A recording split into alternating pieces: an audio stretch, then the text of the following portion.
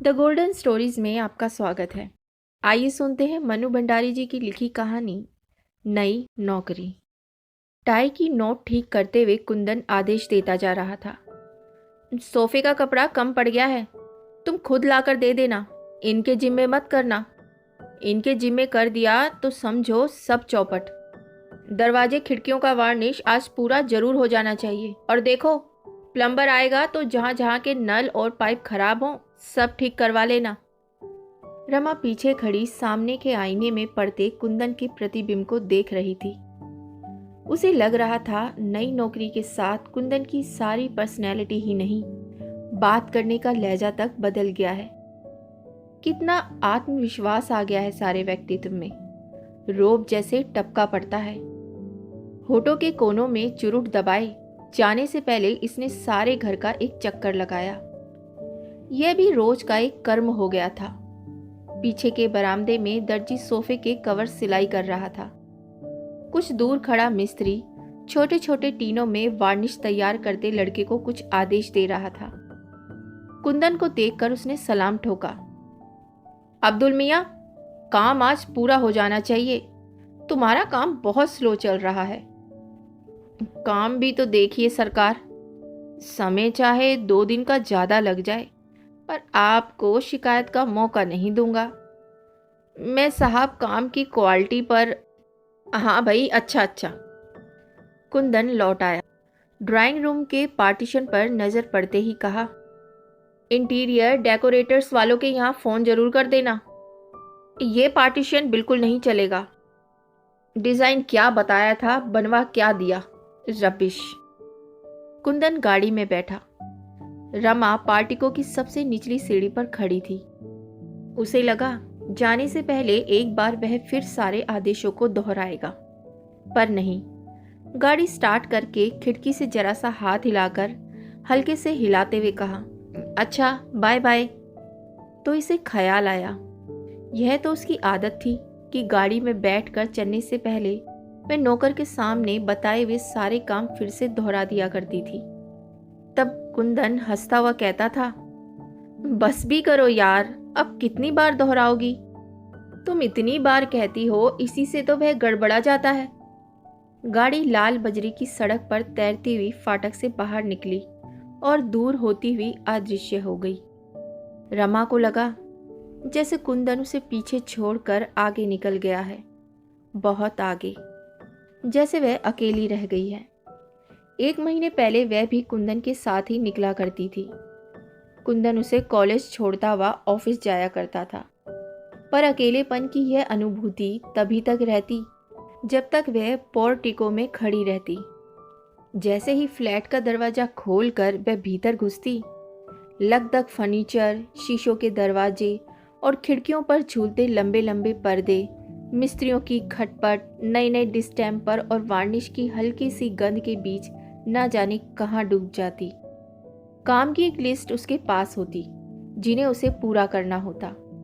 काम करते मिस्त्रियों को देखना होता, मार्केट के 2-1 चक्कर लगाने होते, और ये सब करते करते ही शाम हो जाती। टिंग टिंग ट्रिंग ट्रिंग।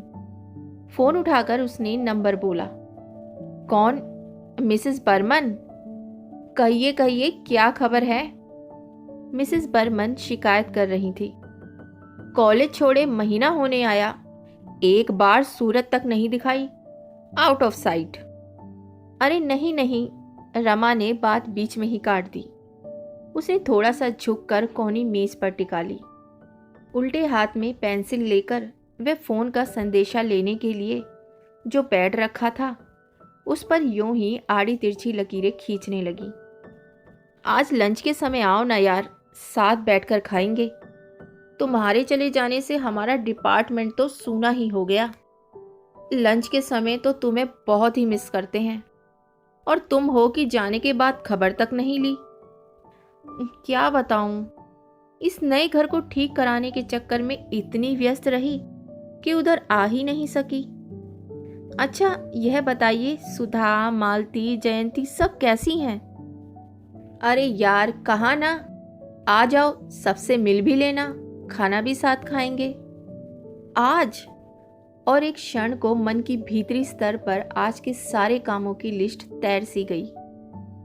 आज तो संभव नहीं होगा मिसेस बर्मन, क्षमा याचना के से स्वर में वह बोली। बस एक सप्ताह और ठहर जाइए, फिर अपने इस नए घर की पार्टी दूंगी।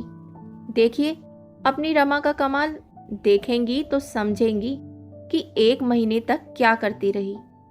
फिर और 2-4 इधर उधर की बातें और हल्की फुल्की सी मजाकें हुई और रमा ने फ़ोन रख दिया। फ़ोन रखने के बाद नए सिरे से इस बात का बोध हुआ कि कॉलेज छोड़े हुए उसे 28 दिन हो गए। जाना तो दूर, उसे कभी ख्याल भी नहीं आया वहाँ का। आश्चर्य के साथ साथ उसे थोड़ी सी गलानी भी हुई। वह क्यों नहीं गई, कैसे रह सकी बिना गई। आज बर्मन का फ़ोन नहीं आता तो पता नहीं और भी कितने दिनों तक उसे उधर का ख्याल ही नहीं आता। क्या सचमुच वह बड़े अफसर की बीवी बन गई है? उसे मजाक में कसा हुआ जयंती का रिमार्क याद आया। एकाएक मन हुआ कि अभी चल पड़े, एक बार सबसे मिल ही आए। मना करने के बाद पहुंचकर वे सबको प्लेजेंट सरप्राइज देगी। उसने रसोई में जाकर 10-12 आलू के पराठे और चाट तैयार करने को कहा। ये दोनों चीज़ें वहाँ सबको बहुत पसंद थी। सारे डिपार्टमेंट में वह और मिसेस बर्मन ही विवाहित थी, बाकी सब कॉलेज हॉस्टलों में रहती थी और अच्छी अच्छी चीज़ें खाने की उनकी फरमाइशें बनी ही रहती थी। उसे अपनी फेयरवेल पार्टी की याद आई। 10.5 साल की सर्विस थी। प्रिंसिपल ने अनेक शुभकामनाओं के साथ फूलों के बड़े से गुलदस्तों के बीच पार्कर पेन का एक सेट रख कर दिया था। मिसेस चोपड़ा, आप इसी पेन से अपनी थीसिस पूरी करिए। जब भी वापस काम करने का मन हो, बिना किसी संकोच के चले आइए। यहाँ आपका हमेशा ही स्वागत है। उसके डिपार्टमेंट की सभी लेक्चरर्स गाड़ी तक छोड़ने आई थी। भाई रमा जी, कॉलेज भले ही छोड़ दीजिए, पर लंच के समय खाना लेकर जरूर आ जाया करिए। तो उसकी नम आंखों में भी हंसी चमक उठी थी। तब उसे कुंदन की बात याद हो आई थी। तुम वहां पढ़ाने जाती हो या खाने? फोन पर भी जब तुम लोगों की बातें होती हैं तो खाना ही डिस्कस होता है। उसने केवल उन लोगों से ही नहीं कहा था, बल्कि मन में भी सोचा था कि लंच के समय वह कॉलेज चली ही जाया करेगी। आखिर उसे भी तो अपने को कॉलेज से एकदम काट लेने में काफी कष्ट होगा। इस तरह धीरे धीरे तो फिर भी। तो क्या कुंदन ने ठीक ही कहा था? कॉलेज छोड़ने का निर्णय लेकर वह चुपचाप रो रही थी और कुंदन उसे समझा रहा था। मैं कह रहा हूं, तुम्हें कतई अकेलापन नहीं लगेगा। तुम जरा भी कमी महसूस नहीं करोगी। Rather you will feel relieved. कितना स्ट्रेस है तुम पर आजकल। कुंदन को एकाएक विदेशी कंपनी में इतनी बड़ी नौकरी मिल जाएगी, इसकी आशा औरों को चाहे रही भी हो, कुंदन को बिल्कुल भी नहीं थी। डॉक्टर फिशर से पिछले 8 साल से उसके संबंध थे, विशुद्ध व्यावसायिक संबंध। उनकी प्रशंसा और सद्व्यवहार को भी वह व्यावसायिक औपचारिकता से अधिक कुछ नहीं मानता था। पर 10-12 दिन तक केवल जश्न ही मनाया था रमा और कुंदन ने। पैसे की उसे इतनी लालसा नहीं थी, पर मारवाड़ी कंसर्न का काम उसके टेम्परामेंट के बिल्कुल अनुकूल नहीं था। रमा इस नए माहौल से नितांत अपरिचित नहीं थी। क्लब, डांस, डिनर, कॉकटेल, ये सब वह बचपन से देखती आई थी, पर बस देखती ही आई थी। उसमें अपने को कभी घुला नहीं पाई थी। डॉक्टर फिशर ने कुंदन को नौकरी ही नहीं दी थी। धीरे धीरे वे उसकी सारी जिंदगी का पैटर्न भी तय कर रहे थे। उसे 2-3 क्लबों का मेंबर बनना पड़ा। आए दिन दूसरी कंपनियों के बड़े बड़े अफसरों को एंटरटेन करना पड़ता। विदेशियों को हिंदुस्तानी खाना खिलाने के बहाने उसे घर में भी बड़ी बड़ी पार्टियां करनी पड़ती। और 3 महीने पहले उसे कंपनी की ओर से यह फ्लैट मिल गया। उसने सोचा वे अपने इस नए घर को निहायत ही ओरिएंटल ढंग से सजाएगा। विदेशियों के लिए तो यही नवीनता होगी, पर घर के लिए नया फर्नीचर बनवाने, चुन चुनकर चीजें खरीदने के लिए दोनों में किसी के पास भी समय नहीं था। कुंदन चाहता था यह काम रमा को करना चाहिए। उसकी रुचि बहुत अच्छी थी। यूं भी यह काम उसी का था। फिर उसकी सुरुचि और सुगढ़ता के तो हल्ले भी थे मित्रों के बीच में। पर रमा के पास समय ही नहीं रहता। सवेरे उठकर वे बंटी को तैयार करके स्कूल भेजती, फिर खुद तैयार होती। तैयार होते होते ही वे नौकरों को आदेश देती जाती, सारे दिन का काम समझाती। नाश्ता करते करते वे अपना लेक्चर तैयार करती। तैयार तो क्या करती, बस सूंघ भर लेती। फिर 9 बजे कुंदन के साथ ही निकल जाती। 3 के करीब वह लौटती, थोड़ा आराम करती और फिर शाम की तैयारी। बाहर नहीं जाना होता था तो घर में किसी को आना रहता था।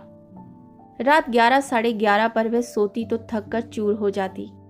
कुंदन को उस समय हल्की सी खुमारी चढ़ी रहती।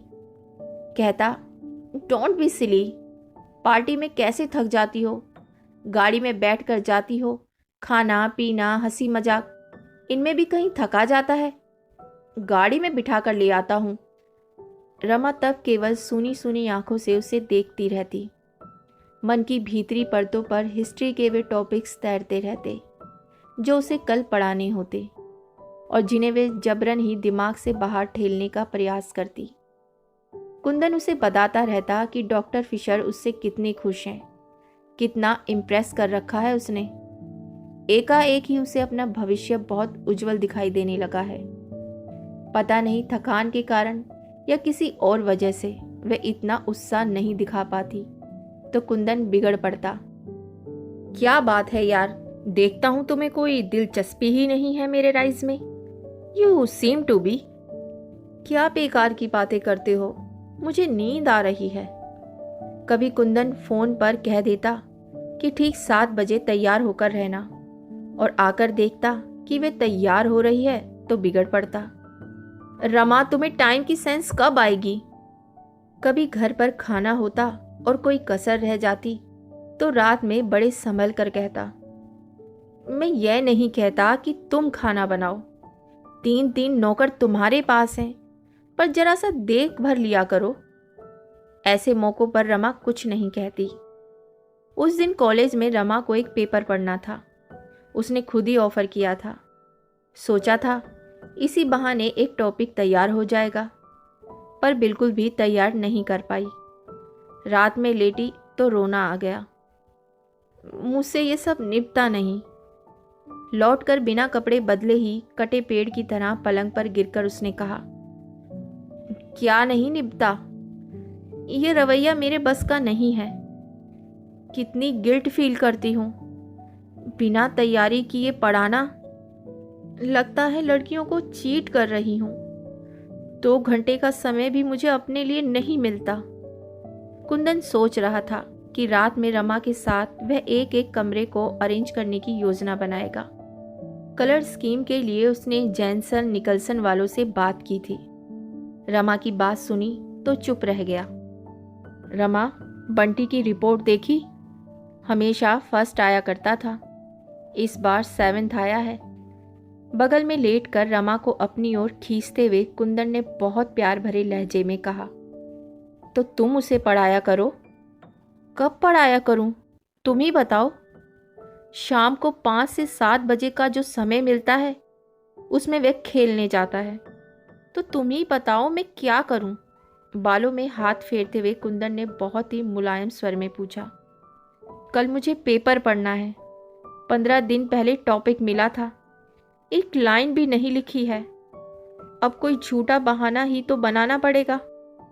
कुंदन की उंगलियां बालों पर से उतर कर गालों पर फिसलने लगी। 10 साल पूरे हुए, 6-8 महीने में अपनी थीसिस सबमिट कर देती तो मेरा सिलेक्शन ग्रेड में आना निश्चित ही था, पर ऐसी हालत रही तो। और रमा रो पड़ी। दूर कहीं कुंदन के कानों में डॉक्टर फिशर के शब्द गूंज रहे थे, जनवरी में जर्मनी से डायरेक्टर आने वाले हैं, हमें यहाँ का सारा काम दिखाना होगा। एक नया प्लांट बिठाने की भी योजना है, उसके लिए कुछ रिस्पॉन्सिबल लोगों की जरूरत होगी।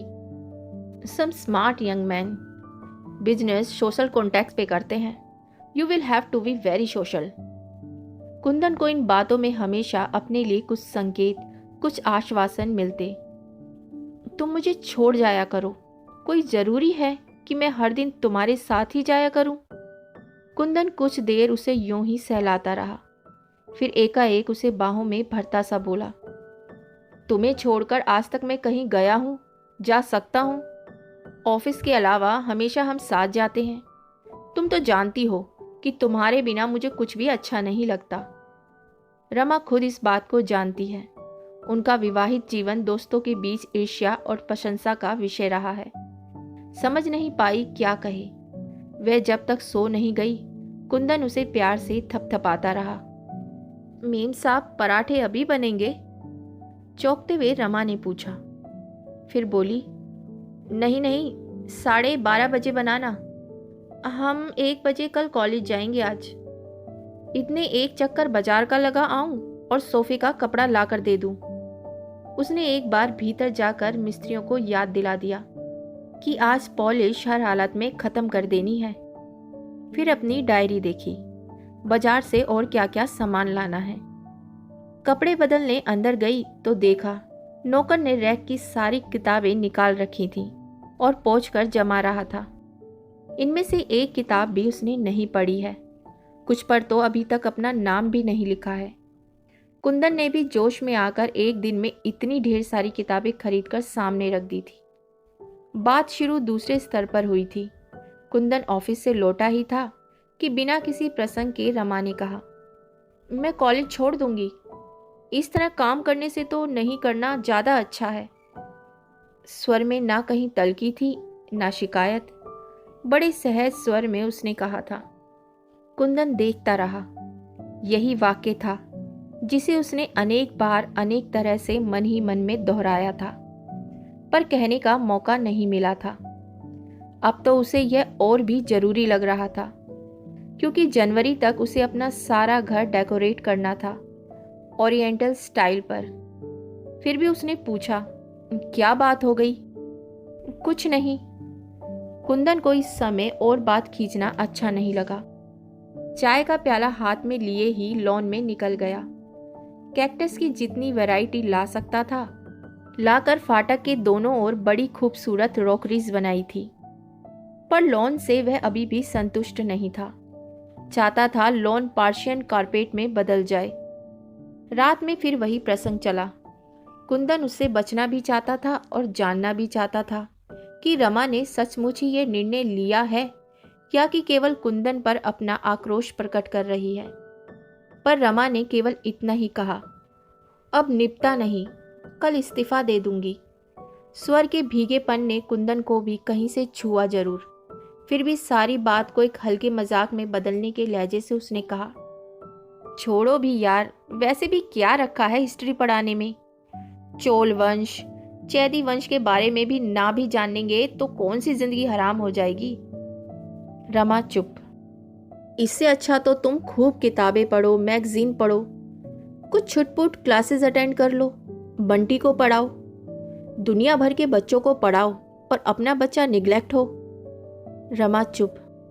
कुंदन उस चुप्पी पर खींच आया, फिर भी अपने स्वर को भरसक संयंत्र बनाकर बोला, तुम्हें शायद लग रहा है कि मेरी वजह से, इस नई नौकरी की वजह से तुम्हें अपना काम छोड़ना पड़ रहा है।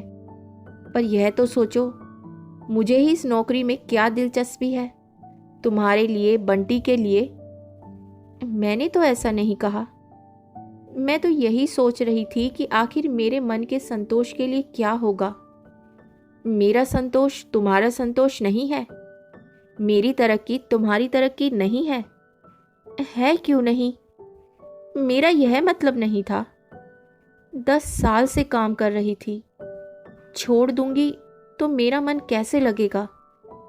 मैं तो सोचता हूँ तुम्हें ये सब सोचने का समय ही नहीं मिलेगा। और शाम को उसने 3 बंडल किताबें लाकर सामने रख दी थी। और सचमुच उसके बाद उसे ये सब सोचने का समय ही कब मिला? आज भी मिसेस बर्मन के टेलीफोन ने ही उसे कॉलेज की याद दिलवाई, वरना सारे दिन गाड़ी में घूम घूम कर उसने घर का सामान खरीदा है। पर्दों के लिए उसने लूम वालों से यह तय किया कि 40 गज कपड़ा बनाकर वह उस डिज़ाइन को नष्ट कर देंगे, जिससे वैसे पर्दे और कहीं देखने को भी ना मिले। डिज़ाइन भी उसने खुद पसंद करके बनवाया था। राजस्थान की किसी रियासत का बहुत सा सामान नीलाम हुआ था। कितने दिनों तक वह वहां जा जाकर बैठी थी। पुरानी पेंटिंग्स, झाड़ फानूस और भी सजावट की छोटी मोटी चीजें उसने खरीदी थी। आज दरवाजों का पॉलिश समाप्त हो जाएगा तो सारा सामान जमाना है। डायरेक्टर मुंबई आ गए हैं, अगले सप्ताह तक यहाँ आ जाएंगे। तब तक वह सब जमा लेगी। इंटीरियर डेकोरेटर्स वालों के यहाँ से एक आदमी बराबर आता रहा है। तभी उसे एक फ़ोन का ख्याल आया। लाइन अंगेज थी। वह बाहर जाने के लिए निकल ही रही थी कि टेलीफोन की घंटी बजी। रमा ने रिसीवर उठाकर अपना नंबर बोला। ओह, मैं सोच रहा था तुम कहीं मार्केट के लिए नहीं निकल गई होगी। बस निकल ही रही थी। सुनो डार्लिंग, लंच पर मेरे साथ एक साहब होंगे, यहीं के हैं। बहुत फॉर्मल होने की ज़रूरत नहीं है, बस जरा सा देख लेना। डेकोरेटर को फ़ोन किया था पर लाइन नहीं मिली, लौटकर फिर करूँगी। ओके। रसोई में जाकर रमा ने कहा, थोड़ी सब्जियां उबालकर इन उबले हुए आलूओं में मिला दो। पराठे नहीं बनेंगे, वेजिटेबल कटलेट बना देना। फिर उसने फ्रिज खोल कर देखा, सब कुछ था।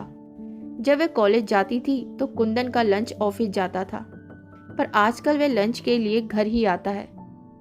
1 तारीख। लंच के लिए कुंदन आया।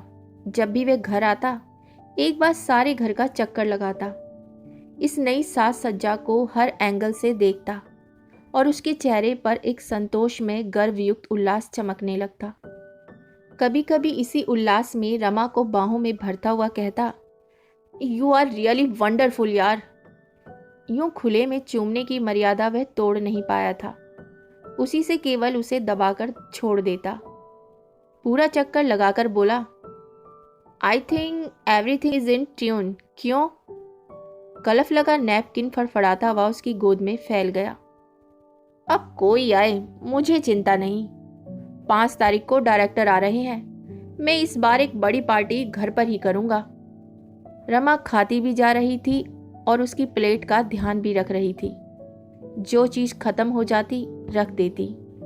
बस यार वो रोप पटकना है कि डायरेक्टर की नजरों में जम जाऊं। एक बार ये लोग इम्प्रेस हो जाएं तो रास्ता साफ। डॉक्टर फिसर तो जब भी कोई मौका आएगा मेरे फेवर में ही राय देंगे। रमा कुंदन के बच्चों जैसे पुलक में आवेश पर मंद मंद मुस्कुराती रही। मेम साहब, आपका फोन है। किसका है? बोलो बाद में करें। मेम साहब इस समय लंच ले रही है। कुंदन इस समय रमा को वह सारी बातें सुनाना चाहता था जो आज उसके और फिशर के बीच हुई थी। कितने स्पष्ट थे सारे संकेत। फिर भी वह अपने अनुमानों का रमा से समर्थन करा लेना चाहता था। कॉलेज से मिसेस बर्मन का है। बैरा लौटने लगा। अरे ठहरो। और रमा एकदम उठ खड़ी हुई। बातें शुरू हुई तो वह भूल ही गई कि कुंदन खाने की मेज पर बैठा है और वह खाना बीच में ही छोड़कर आई है। अरे डार्लिंग आओ ना। तुम औरतों का भी बस एक बार चरखा चल जाए तो खत्म ही नहीं होता। रमा लौट ही रही थी। चरखा क्या? कोई इतने अपनेपन से बुलाए तो मैं ठीक से बात भी ना करूं? यह भी कोई बात हुई भला? अच्छा, अब अपना खाना खत्म करो। तुम्हारा हो गया तो तुम उठो ना। नो, यह कैसे हो सकता है भला?